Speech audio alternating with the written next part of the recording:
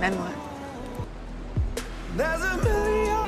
Welcome back to Recap. Today we are going to recap 2014 romantic drama movie titled About Last Night. Two couples as they journey from the bar to the bedroom and are eventually put to the test in the real world. Their sex life takes very ups and downs. But before we begin, please consider subscribing to our channel. Now without wasting any further time, let's begin, shall we? The movie begins with best friends Bernie and Danny in the Broadway bar, a trendy bar in Los Angeles. Bernie is telling Danny about his recent hookup with a woman. As the scene switches between the two groups of friends, this woman, John, discusses the same hookup with her roommate and friend Debbie. John, according to Bernie, gave him a great blowjob, and John also enjoyed her time with him. The ladies eventually meet both guys at the bar. Bernie and John get extremely drunk and make fun of their friends, with Bernie mentioning Danny's ex-girlfriend and John calling Debbie boring. Danny and Debbie are awkwardly sitting there while the two have sex in the bathroom. Debbie gets a phone call and tells Danny she has to leave because she has to get up early the next day for work. He offers to take her out on a date. She then notices her ex and takes Danny's hand in hers. He makes a remark about Danny's height and departs with his friends. Danny tells Debbie that he enjoys being her pretend boyfriend, but if we were really her boyfriend, he would lock arms with her and then caress her cheek before kissing her. They return to Danny's house and have intimacy. Debbie tries to get dressed and leave before Danny wakes up in the morning. But Danny awoke and observed her getting dressed, even finding the bra she was looking for. Debbie returns to her apartment and tells John everything, particularly complimenting Danny's oral sex style. Bernie overhears and informs Danny at work, pressing him on the subject because he knows Danny is interested in Debbie. Danny and Bernie both work at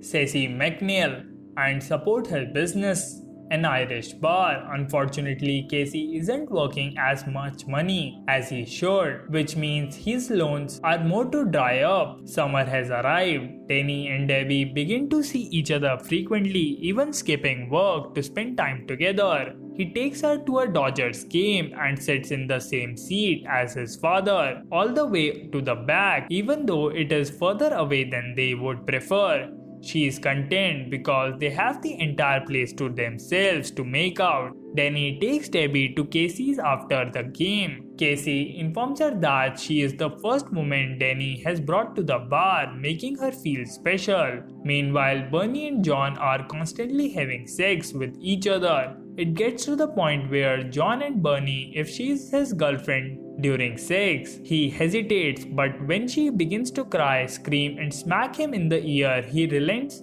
and tells her that she is his girlfriend. When Bernie and John split up, tension rises.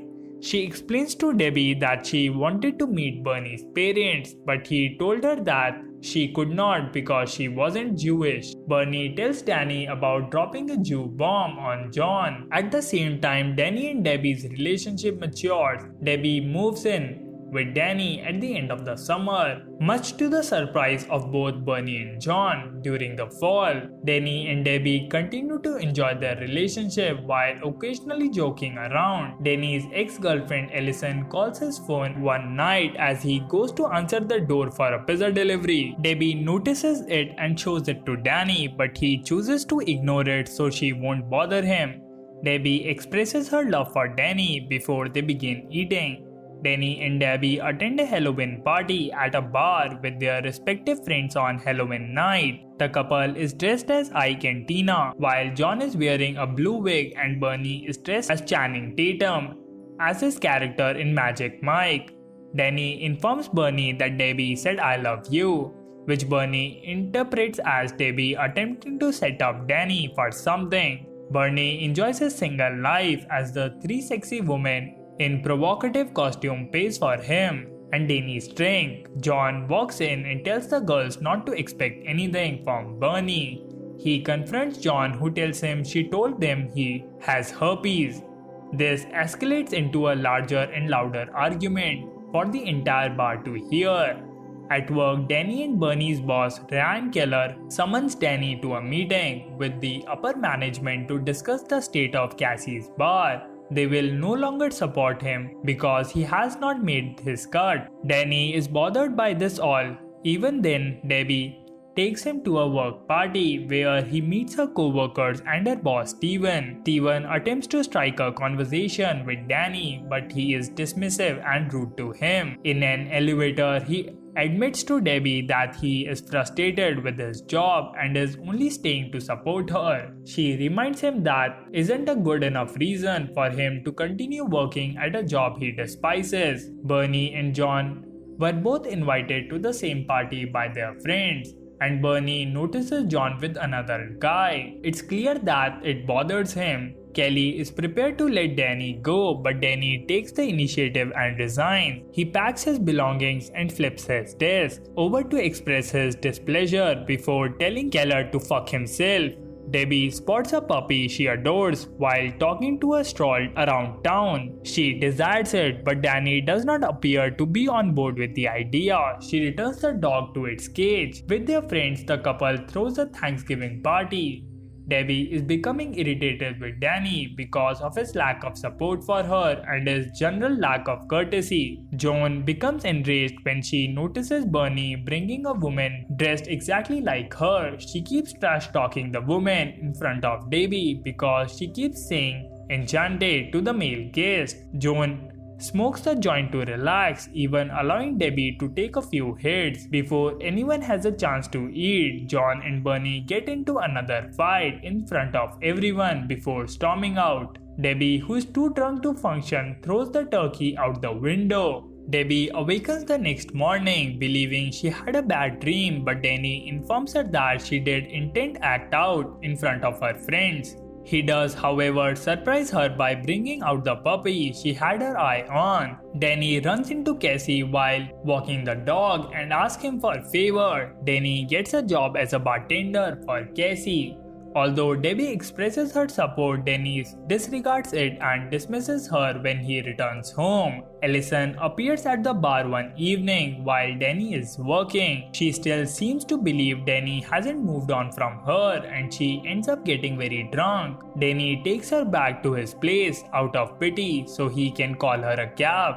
Allison makes a move on him, but he chases her away after she kisses him. Meanwhile, Steven transports Debbie home and attempts to kiss her. She reminds him that she is in a relationship and that she loves him. Steven observes that and he would have to be a moron not to love her back. Debbie confronts Danny about not using coasters when drinking, but she becomes even more agitated when he mentions seeing Allison. She believes he slept with her, but he denies it. She asks if he wanted to, and he says he could if he wanted to. New Year's Eve has arrived.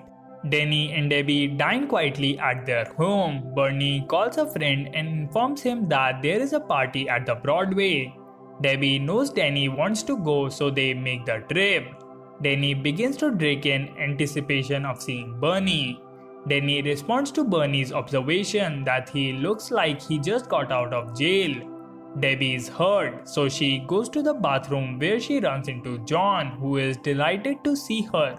She expresses her displeasure with John and informs her that she is finished. When they return to Danny, he is already drunk and makes a snide remark about Debbie being boring. He goes on to say that John and Bernie should be fighting, which irritates both of them. Danny admits that he would rather go hang out with his friends than spend the night doing what he believes they will do for the rest of the year, fighting. The couple departs, but Bernie and John remain as the clock strikes midnight. He tries to kiss her, but she splashes her drink in his face, which they both laugh about. Debbie packs her belongings and tells Danny she will pick up the rest the next day. She asks him tearfully if he had ever loved her, and he never responds. Their relationship is over and they both know it. Danny continues to improve Casey's by assisting Casey in the construction of a grill in order to increase business. This is successful, however, both Danny and Debbie are depressed as a result of their breakup. She returns to John and sobs in her lap. Danny calls her out to meet up one afternoon, but she hangs up. During the spring, Bernie and John's relationship has been rekindled, almost sexually. Bernie tries to persuade Danny to resume pursuing other women now that he is a single again. Danny almost has sex with another woman, but he cannot get Debbie out of his mind. Similarly, Debbie isn't interested in the next man she meets on a date. John is aware that she misses Danny and instructs Debbie to contact him, because that is what she desires. Debbie accepts John's invitation to dinner at Bernie's. Bernie tells Debbie to put the food in the Ziploc bag when John isn't looking because John's cooking is terrible. When she returns, she and Bernie slap Debbie in the face with their relationship. In the final scene, Bernie and John go to the bar to celebrate John's birthday. They invite Danny and Debbie with the intention of reuniting them. They continue to trash talk each other before saying I love you. Meanwhile, Danny is out walking the dog when he flees through the street. Debbie is pursued by the dog. After she and Danny talk about it, they make plans to see each other again and reconnect. They walk the dog together, locking arms as they did when they first met. And this is where the movie comes to an end. I hope you enjoyed it. As always, until next time.